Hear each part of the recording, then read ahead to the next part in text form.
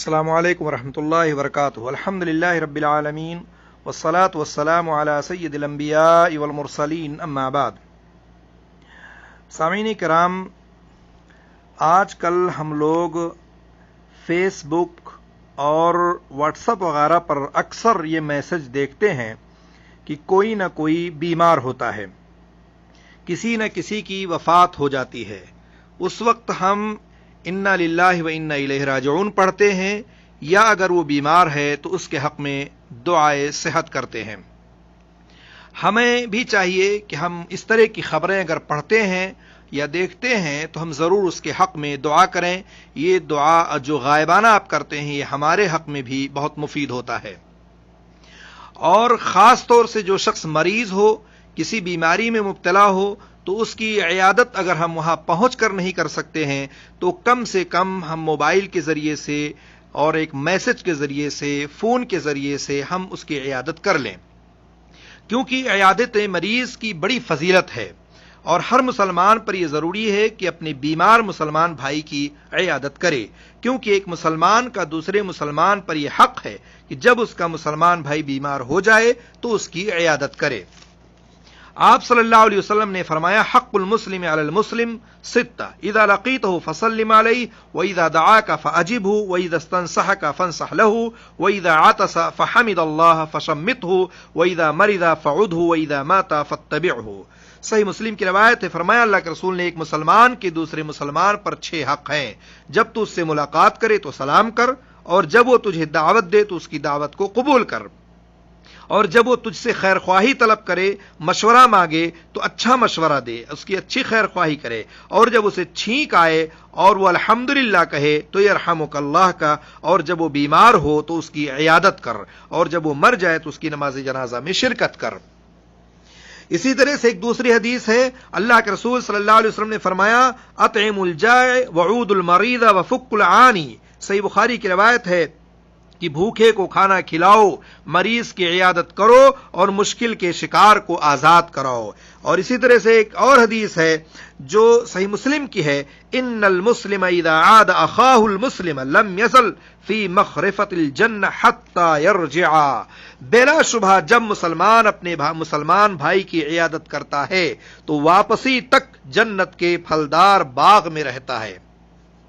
عزیز ساتھیوں اور دوستو، کتنی بڑی فضیلت ہے کہ آپ کسی مریض کی عیادت کریں، کسی مریض کا حال چال لیں، اس کو پوچھیں، اس کی ضروریات کو پوری کریں، نہ ہو تو کم سے کم اس کے حق میں دعا کریں. آپ ٹیلی فون کے ذریعے سے، واٹس ایپ کے ذریعے سے، فیس بک کے ذریعے سے، ڈالر کے ذریعے سے، میسنجر کے ذریعے سے آپ اس کی خبر گیری کر رہے ہیں، پوچھ رہے ہیں،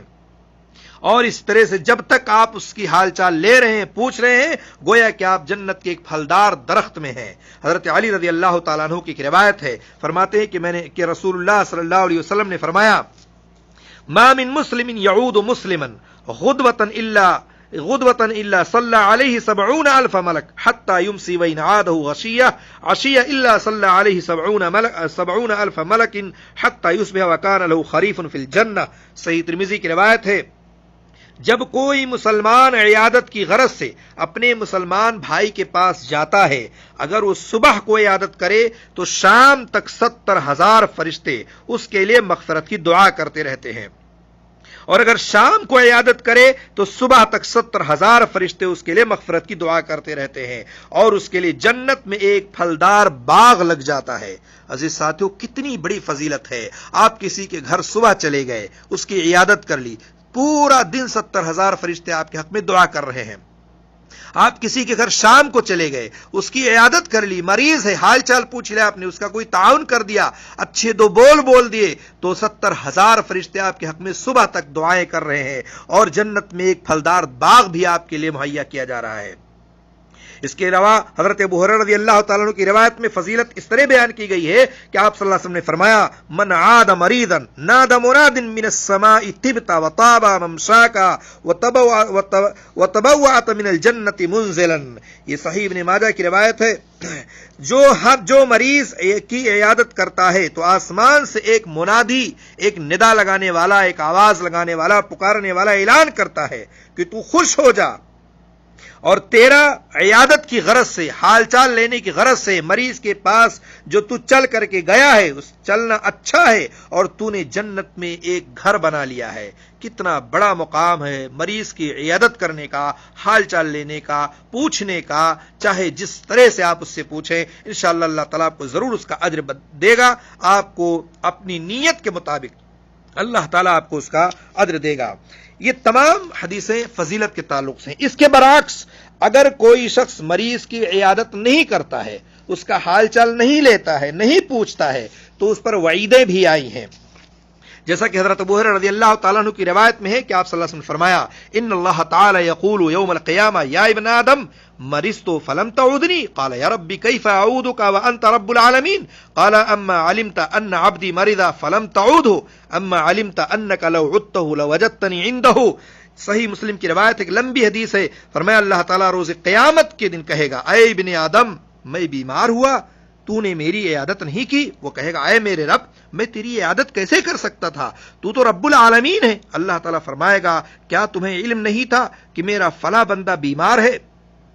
اور پھر بھی تو نے اس کی عیادت نہیں کی؟ کیا تمہیں علم نہیں تھا کہ اگر تو اس کی عیادت کرتا تو مجھے اس کے پاس پاتا؟ تو گویا کہ اگر آپ عیادت نہیں کرتے ہیں اور مریض کے پاس نہیں جاتے ہیں، اس کا حال چال نہیں لیتے ہیں، تو اللہ رب العالمین آپ سے قیامت کے دن پوچھے گا۔ مریض کی عیادت کے وقت اس کو دعا دینا چاہیے۔ آپ صلی اللہ علیہ وسلم نے اپنی امت کو مختلف دعائیں بتائی ہیں کہ جب مریض کی عیادت کے لیے جاؤ تو فلاں فلاں دعائیں پڑھو۔ آپ صلی اللہ علیہ وسلم نے فرمایا کہ جب کوئی آدمی کسی مریض کی عیادت کے لیے آئے تو کہے اللہم اشفی عبدک ینکا لک عدوا او یمشی لک جنازہ۔ یہ بھی صحیح ابو داؤد کی روایت ہے، اے اللہ اپنے بندے کو شفا عطا فرما، تیرے لیے دشمن کو قتل کرے گا یا تیری خاطر کسی جنازے کے پیچھے چلے گا۔ ایک حدیث میں اللہ کے رسول صلی اللہ علیہ وسلم نے فرمایا کہ جو شخص کسی مریض کی عیادت کے دوران اس کے پاس 7 مرتبہ یہ کلمہ پڑھے، یہ کلمہ جو کہ صحیح ابو داؤد کی روایت ہے کہ اسأل اللہ العظیم رب العرش العظیم ان یشفیک، 7 مرتبہ پڑھیں، یعنی اگر اس کی وفات کا وقت نہیں آیا ہوگا تو اللہ تعالیٰ اسے اس بیماری سے عافیت عطا فرما دے گا، ٹھیک کر دے گا، صحیح کر دے گا۔ تو جب بھی آپ مریض کے پاس جائیں تو یہ دعا ضرور پڑھیں، اسأل اللہ العظیم رب العرش العظیم ان یشفیک، 7 مرتبہ ضرور پڑھیں۔ حضرت ابن عباس کی روایت سے معلوم ہوتا ہے کہ مریض کو تسلی دینی چاہیے۔ بلا شبہ نبی کریم صلی اللہ علیہ وسلم ایک دیہاتی کی عیادت کے لیے تشریف لے گئے، راوی نے کہا، اور نبی کریم صلی اللہ علیہ وسلم کی عادت تھی جب کسی مریض کی عیادت کے لیے تشریف لے جاتے تو اسے کہتے لا بأس طہور انشاءاللہ، کوئی حرج نہیں ہے، یہ بیماری انشاءاللہ تجھے گناہوں سے پاک کرنے والی ہے۔ تو آپ یہ دعا ضرور اس مریض کو بتائیں اور اس کو پڑھیں کہ لا بأس طہور انشاءاللہ، گھبرانے کی کوئی بات نہیں ہے، آپ بیمار ہو گئے ہیں، انشاءاللہ اللہ تعالیٰ آپ کے گناہوں کو اس کے ذریعے سے پاک کر دے گا۔ معلوم ہوا کہ مریض کی عیادت بھی ایک عبادت ہے جسے اللہ خوش ہوتا ہے، سنت پر عمل ہوتا ہے۔ عیادت مریض کے وقت دعا دینا، مریض کو تسلی دینا ضروری ہے۔ اگر کوئی مشرک مریض ہو تو بھی اس کی عیادت کی جا سکتی ہے، جیسا کہ ایک یہودی لڑکا آپ صلی اللہ علیہ وسلم کی خدمت کیا کرتا تھا، بیمار ہوا تو آپ صلی اللہ علیہ وسلم نے اس کی عیادت کی، اور اسی طرح سے آپ کے چچا ابو طالب کی وفات کے وقت بھی اللہ کے رسول گئے، آپ نے اس وقت بھی عیادت کی، اور وہ یہودی لڑکا بعد میں مسلمان بھی ہو گیا تھا۔ عورتیں بھی مردوں کی عیادت کر سکتی ہیں، جا سکتی ہیں۔ حضرت عائشہ بیان کرتی ہیں کہ آپ صلی اللہ علیہ وسلم مدینہ تشریف لائے تو حضرت ابو بکر، حضرت بلال رضی اللہ تعالیٰ عنہما بخار کے مرض میں مبتلا ہو گئے۔ حضرت عائشہ فرماتی ہے کہ میں ان دونوں کے پاس گئی اور کہا، اے میرے والد آپ کی طبیعت کیسی ہے، اور اے بلال آپ کیسا محسوس کر رہے ہیں؟ صحیح بخاری کی روایت ہے۔ تو مزید یہ بھی ہے کہ جب آپ کسی مریض کے گھر جائیں تو اس کے گھر والوں سے ان کا حال پوچھیں، اگر کسی طرح کی پریشانی میں مبتلا ہو تو اسے حل کرنے کی کوشش کریں، گھر والوں کو تسلی تاکہ ہو جائے، ان کی پریشانیوں میں تاکہ اضافہ نہ ہو، نیز زیادہ دیر تک وہاں نہ رکیں، ان کے آرام کے اوقات معلوم کر کے ان کے گھر جائیں۔ اگر روز مرہ کے کاموں میں مدد دے سکیں تو ضرور کریں، اگر کسی طرح کی تعاون ہو، پیسے وغیرہ کی ضرورت ہو تب بھی کریں، اور زیادہ سے زیادہ تسلی دیں تاکہ مریض اور اس کے گھر والوں کو تسلی ہو۔ اللہ تعالی ہم تمام مسلمانوں کو اس پر عمل کرنے کی توفیق عطا فرمائے، آمین رب العالمین۔ السلام علیکم ورحمۃ اللہ وبرکاتہ۔